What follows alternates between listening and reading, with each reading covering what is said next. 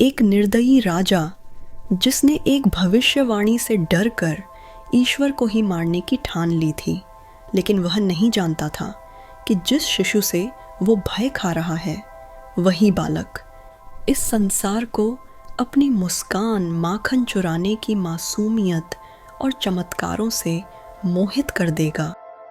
यह है वो अनकही यात्रा भगवान कृष्ण की, एक अंधेरी जेल की कोख से जन्म लेने वाले उस दिव्य बालक की कथा, जो गोकुल की गलियों में खेला, बांसुरी से आत्माओं को छू गया, राक्षसों से टकराया और अंततः मथुरा के अत्याचारी राजा कंस का संहार किया। इस वीडियो में आप सुनेंगे एक शांत, रहस्यमय और भावुक कथा, कृष्ण के जन्म से लेकर कंस के अंत तक की अद्भुत यात्रा। ये कहानी सिर्फ जानने के लिए नहीं, महसूस करने के लिए है।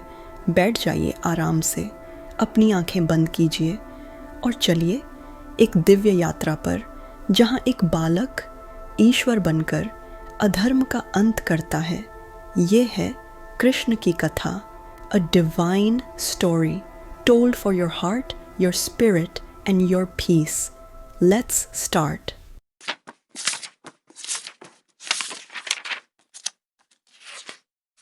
बहुत समय पहले की बात है, जब धरती पर देवता और असुर साथ साथ निवास करते थे।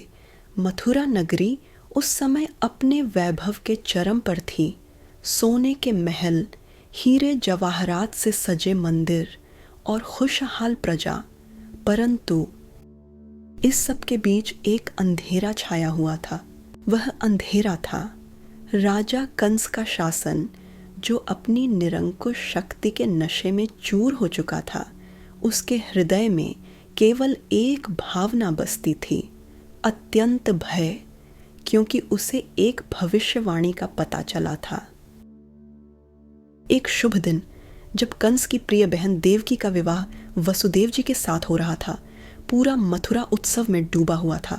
तभी अचानक पासो आकाश से एक दिव्य आवाज गूंजी, हे कंस, सुन ले, तेरा अहंकार तुझे ले डूबेगा।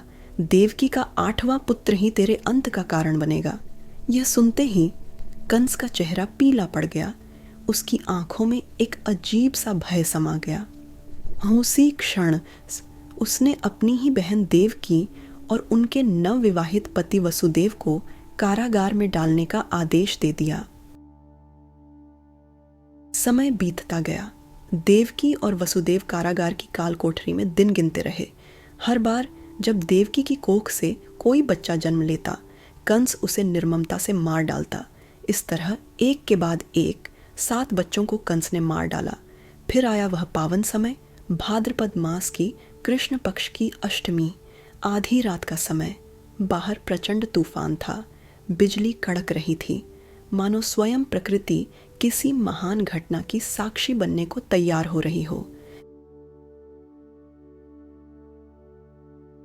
तभी कारागार में एक अद्भुत घटना घटी। पूरा कारागार एक दिव्य नीले प्रकाश से भर गया। देवकी की गोद में प्रकट हुए नन्हे कान्हा, उनका श्याम वर्ण, उनकी विशाल आंखें, उनके मुख पर मंद मुस्कान, यह थे स्वयं भगवान विष्णु के अवतार श्री कृष्ण। उसी पल वसुदेव जी की बेड़ियां अपने आप खुल गईं। कारागार के सभी पहरेदार गहरी नींद में सो गए। लोहे के विशाल दरवाजे स्वयं ही खुल गए। एक दिव्य आवाज ने वसुदेव जी को आदेश दिया, वसुदेव, इस बालक को तुरंत गोकुल ले जाओ। नंद और यशोदा के घर उनकी नवजात कन्या के साथ इसे बदल दो। वसुदेव जी ने नन्हे कृष्ण को एक टोकरी में सुलाया और तूफान में निकल पड़े। रास्ते में यमुना नदी उफान पर थी, पर जैसे ही वसुदेव जी नदी के किनारे पहुंचे, यमुना ने स्वयं अपने जल को विभाजित कर दिया और वसुदेव सूखी धरती पर चलते हुए पार उतर गए। गोकुल पहुंचकर वसुदेव ने नंद बाबा के घर में प्रवेश किया। यशोदा मैया गहरी नींद में सो रही थीं। उनके पास उनकी नवजात कन्या भी सो रही थी। वसुदेव ने चुपके से श्री कृष्ण को यशोदा की गोद में रख दिया और उनकी पुत्री को लेकर मथुरा लौट आए।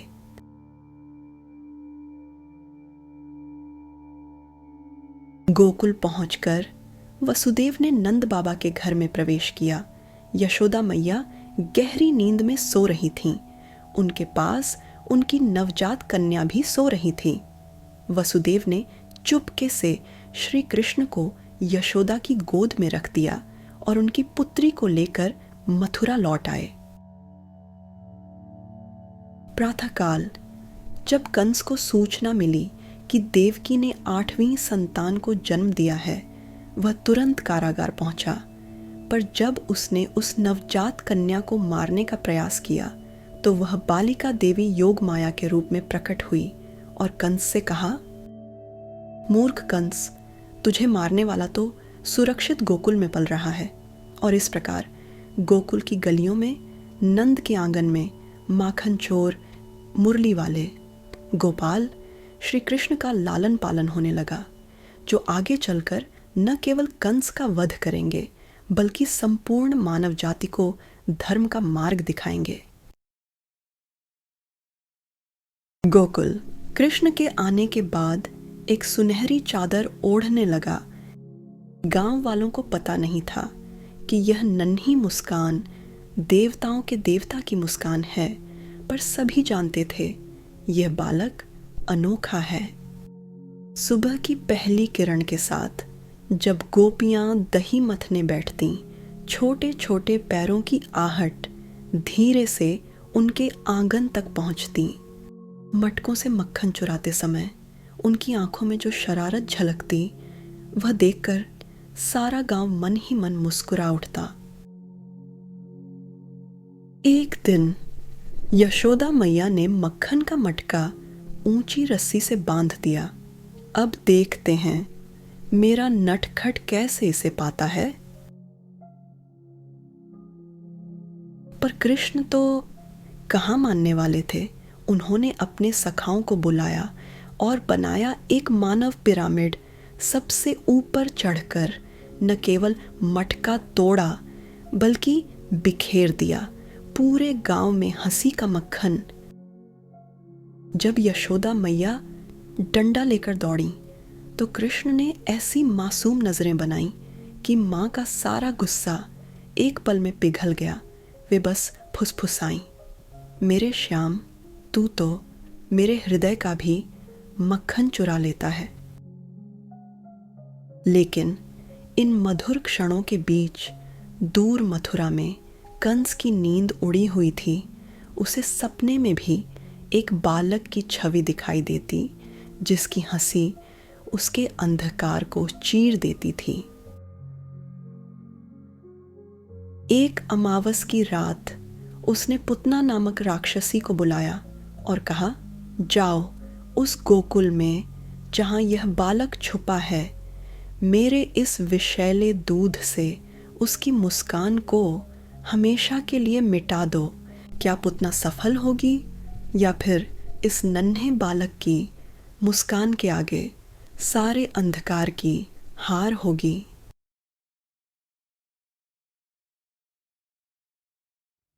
उस भयावह रात्रि की कथा सुनिए, जब कंस का भेजा हुआ अंधकार गोकुल की पवित्र धरा पर छाया। पूतना, एक राक्षसी जिसने सुंदर स्त्री का रूप धरा, उसके वस्त्रों में छिपे थे विषैले नख, स्तनों में मृत्यु का दूध और हृदय में केवल एक ही इच्छा, नन्हे कृष्ण का अंत। वह जब गोकुल में प्रवेश करी, गांव के कुत्ते सहम से गए, पेड़ों के पत्ते कांप उठे, पर कोई जान नहीं पाया इस सुंदर स्त्री के पीछे छिपा काल का सच। यशोदा मैया को उसने बताया, मैं एक गरीब माँ हूँ, मेरा नवजात शिशु चल बसा, कृपया मुझे इस बालक को अपना दूध पिलाने दें। ममतामयी यशोदा का हृदय उसकी कपटपूर्ण योजना को नहीं पहचान पाया। जैसे ही पूतना ने कृष्ण को स्पर्श किया, नन्हे गोपाल ने अपनी आंखें खोली और एक ऐसी मुस्कान बिखेरी जिसने राक्षसी के हृदय को क्षण भर के लिए झकझोर दिया। घटना क्षण भर की थी। जैसे ही पूतना ने अपना विषैला स्तन कृष्ण के मुख से लगाया, नन्हे बालक ने ऐसा जोर से चूसा कि उसके प्राण ही निकल गए। गोकुल से दूर एक भीषण धमाके के साथ पूतना का वास्तविक रूप प्रकट हुआ, इतना विशाल कि उसका शरीर कई वृक्षों को दबा दिया। नाखून तलवारों सदृश, मुख से अग्नि की लपटें, पर आश्चर्य, उसके मृत चेहरे पर एक अजीब शांति थी, मानो मृत्यु के पूर्व उसे ज्ञान हो गया हो कि वह स्वयं भगवान के हाथों मुक्ति पा रही है। जब गोप गोपियां वहां पहुंचे तो देखा विशालकाय राक्षसी का शरीर और उसके पास खिलखिलाता हुआ कृष्ण, मानो कोई नया खेल खेला हो। यह थी श्री कृष्ण की प्रथम दिव्य लीला, जिसमें उन्होंने सिखाया कि बुराई चाहे कितना भी मनमोहन रूप क्यों न धारण कर ले, सत्य के सामने उसका अंत निश्चित है। गोकुल में सब कुछ सामान्य था, पर यमुना नदी के पास एक अजीब सी खामोशी छाई रहती। किसी ने देखा नदी का पानी काला पड़ गया है, मछलियां मरकर किनारे आने लगीं, पेड़ों के पत्ते जैसे किसी अदृश्य आग में झुलस गए हों। गांव वाले फुसफुसाते, ये कोई प्राकृतिक बात नहीं, यहाँ कुछ गलत हो रहा है। रातों रात नदी किनारे के घरों से बच्चों के रोने की आवाजें गायब हो गईं। कुत्ते रात भर भौंकते, पर सुबह उनकी जीभें काली पड़ी मिलती। सबसे अजीब बात, जो भी नदी के पास जाता वह लौट कर कभी बोलता नहीं, बस अपनी गर्दन पकड़े डर से कांपता रहता। फिर वह दिन आया जब नंदराय का बेटा नटखट कान्हा नदी किनारे खेलते हुए गायब हो गया। लोगों ने देखा उनकी गेंद नदी में तैर रही थी, पर वो कहीं नहीं थे, सिर्फ पानी पर बनते विशालकाय छल्लों के निशान, जैसे कोई विशाल सर्प किसी को घसीट कर ले गया हो। तभी यमुना का जल उबलने लगा और एक भयानक आवाज गूंजी, मैं हूं कालिया, इस नदी का राजा, जिसे स्वयं मृत्यु भी नहीं मार सकती। फिर अचानक पानी से निकला एक हाथ, कृष्ण का हाथ, जिसने कालिया के फन को जोर से पकड़ लिया। अगले 7 दिनों तक यमुना का पानी आग की तरह जलता रहा। लोगों ने देखा एक बालक जो विशालकाय सर्प के सिर पर नाच रहा था। जब धुआं छौंटा तो कालिया अपने असली रूप में कृष्ण के चरणों में लेटा था और यमुना का पानी दूध जैसा श्वेत हो चुका था। तब गोकुल को पता चला यह कोई साधारण बालक नहीं, यह तो स्वयं भगवान का अवतार था।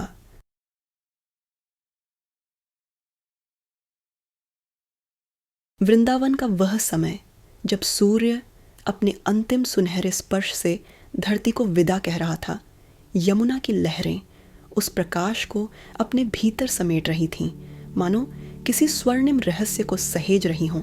कदम्ब के वृक्ष धीरे धीरे झुकते हुए अपनी शाखाओं से पीले पुष्प धरती पर बरसा रहे थे। हर फूल जैसे किसी पुराने वचन की स्मृति हो, जो आज फिर पूर्ण होने वाला था। उसी क्षण हवा में गूंजा एक मधुर स्वर, वह बांसुरी की तान थी, जिसे सुनते ही गायें चल पड़ी उस दिशा में। पक्षियों ने अपने गीत स्थगित कर दिए और वृंदावन के कण कण में एक गहन शांति फैल गई। वह तान केवल ध्वनि नहीं थी, वह एक आह्वान था, एक अमृतमय आमंत्रण, जिसे केवल हृदय से ही सुना जा सकता। और उस आह्वान को सबसे पहले जिस आत्मा ने पहचाना वह थी राधा। उनके चरण मानो स्वतः चल पड़े। पायल की रुंझुन बांसुरी के संग संग बजने लगी। उनका आंचल हवा में लहराया और उसमें रखे फूलों की सुगंध वृंदावन की हवाओं में घुल गई। राधा की आंखों में एक दिव्य चमक उभर आई। वो जानती थी यह बांसुरी उनके लिए ही बजी है। कृष्ण ने उन्हें पुकारा है, शब्दों के बिना, ध्वनि के माध्यम से। वह संवाद जो केवल आत्माएं समझ सकती हैं। राधा चल पड़ी वहां जहां वृक्षों की छाया गहराई थी, जहां यमुना का कलकल रुकने लगा था, जहां कृष्ण खड़े थे। वो नीलवर्ण पीतांबरधारी, मोरपंख मुकुट में सजे और बांसुरी उनके अधरों से। अब भी वह तान छेड़े हुए थी। जब राधा की दृष्टि कृष्ण की आंखों से मिली तो समय रुक गया। ब्रह्मांड ने सांस लेना छोड़ दिया। वृक्षों की पत्तियां हिलना बंद कर गईं, यमुना की लहरें स्थिर हो गईं और आकाश उस पल को संजोने लगा। कृष्ण की आंखें नीलमणि जैसी गहराई से भरी थीं। राधा की दृष्टि कमल जैसी कोमलता से। उन दोनों के बीच न कोई शब्द था, न कोई प्रश्न, फिर भी सारी बात हो गई थी। यह मिलन शरीर का नहीं, यह आत्माओं का था। वो आत्माएं जो युगों से बिछड़ी थीं और अब समय के चक्र में फिर से मिली थीं। रात्रि ढलने लगी। चांद ने अपनी ज्योत्सना फैलानी शुरू की। वृंदावन की भूमि चांदनी में नहा गई। कुंजों में रासलीला की तैयारी होने लगी।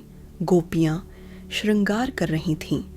हर एक अपने मन में कृष्ण के लिए भाव रखती थीं, परंतु हर गोपी जानती थी कि कृष्ण की दृष्टि सिर्फ एक को खोजती है, राधा को।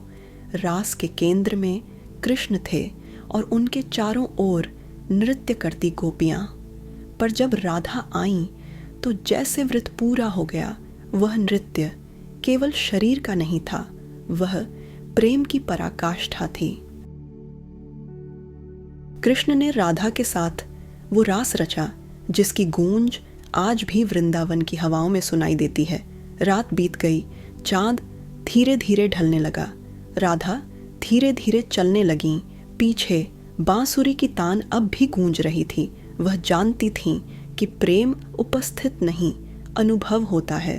वो प्रेम जो न कभी कहा गया, न कभी पूरी तरह समझा गया, पर हमेशा अनुभूत हुआ। राधा और कृष्ण का प्रेम वो कथा है जो कभी पूर्ण नहीं होती, क्योंकि वो प्रेम समाप्त नहीं होता, वो शाश्वत है। आज भी जहाँ प्रेम सच्चा है, जहाँ मन निर्मल है, वहाँ कृष्ण है, वहाँ राधा है। एक दिन गोकुल के गांव वाले इंद्रदेव की पूजा की तैयारी करने लगे। भव्य प्रसाद, दीपों की पंक्तियां और मंत्रों की गूंज। लेकिन तभी कृष्ण ने उन्हें रोक लिया और धीरे से कहा, क्यों करें इंद्र की पूजा जब हमें घास, पानी और छाया देता है गिरिराज गोवर्धन। गांव वाले ठिठक गए, परंतु कृष्ण की बात सीधी हृदय में उतर गई। उन्होंने इंद्र की जगह गोवर्धन की पूजा की। इंद्र अपमानित हो उठे। गरजते हुए उन्होंने भेजी घोर वर्षा, बिजलियां और तूफान। गोकुल डूबने लगा। बुने अलायन। लेकिन कृष्ण मुस्कुराए और बस एक छोटी सी मुस्कान के साथ उन्होंने अपनी छोटी सी उंगली से पूरा गोवर्धन पर्वत उठा लिया, जैसे कोई छाता हो जिसके नीचे पूरा गांव सुरक्षित हो। गायें, बच्चे, बुजुर्ग और महिलाएं सभी कृष्ण की छाया में 7 दिन और 7 रातें सुरक्षित रहे। कृष्ण न थके न डिगे।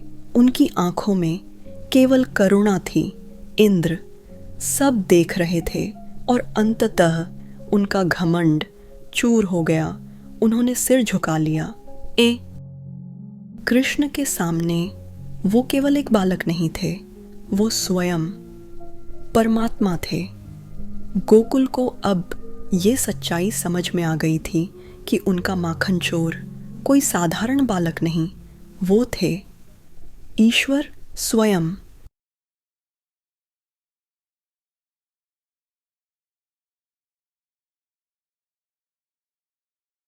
कंस अब भयभीत था। वह जानता था कि समय उसके अंत की ओर बढ़ रहा है, लेकिन भय धीरे धीरे क्रोध में बदल गया। उसने एक योजना बनाई। एक अंतिम छलावा। कृष्ण और बलराम को मथुरा आमंत्रित किया गया त्योहार के नाम पर। जहाँ हंसी खुशी होनी थी वहाँ साजिश। जैसे ही कृष्ण और बलराम मथुरा की भूमि पर पहुँचे, पूरा नगर उनकी छवि से उज्जवल हो उठा। परंतु उनका पहला स्वागत कुसुमों से नहीं बल्कि एक राक्षसी चुनौती से हुआ। भयावह हाथी, कुंवल या पीड़, महल के द्वार पर खड़ा था। उसकी चिंगाड़ से धरती कांप उठी, लेकिन कृष्ण शांत थे, निडर। उन्होंने उस विशाल हाथी को नीचे की ओर गिराया, उसके दांत तोड़े और उसे रणभूमि में शांत कर दिया।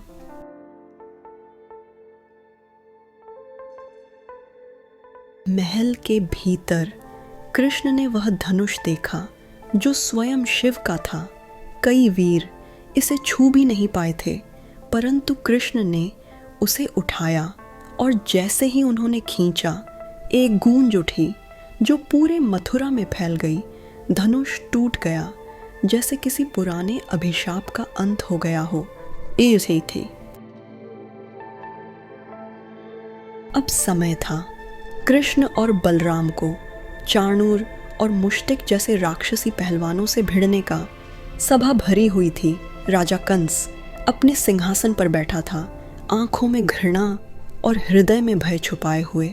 कृष्ण ने मल्लों का सामना किया, कभी कुशलता से, कभी सरलता से, और अंततः दोनों दानव मिट्टी में मिल गए। सभा स्तब्ध थी। अब कंस स्वयं कांपने लगा था। उसने सैनिकों को आज्ञा दी, मार डालो इन्हें। लेकिन कृष्ण अब रुकने वाले नहीं थे।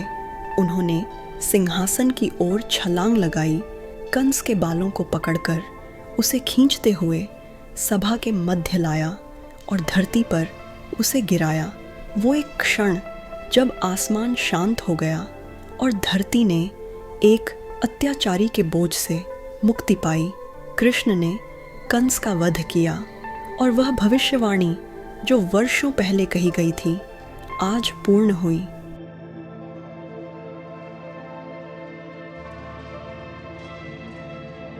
वो बालक जो कभी माखन चुराता था, जो ग्वाल बालों संग यमुना के किनारे खेलता था, जिसकी बांसुरी की एक तान पूरे ब्रह्मांड को थमा देती थी, आज उसने अधर्म का अंत कर दिया था।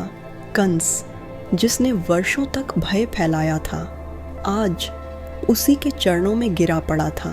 लेकिन कृष्ण की कथा यहाँ समाप्त नहीं होती। नहीं, यह तो केवल आरंभ था, क्योंकि उनका जीवन सिर्फ युद्ध या चमत्कारों की गाथा नहीं है। वो प्रेम है, धैर्य है, नीति है और अपराजेय शक्ति भी। वो रास में रमते हैं और कुरुक्षेत्र में धर्म सिखाते हैं। वो गोपियों के अधरों की मुस्कान भी हैं और अर्जुन के रथ के सारथी भी। कृष्ण एक नाम नहीं, एक संपूर्ण दर्शन है। हर युग में, हर मन में, हर संघर्ष में कृष्ण की आवश्यकता होती है। और जब भी अधर्म बढ़ता है, कृष्ण कहीं न कहीं, किसी न किसी रूप में लौट आते हैं।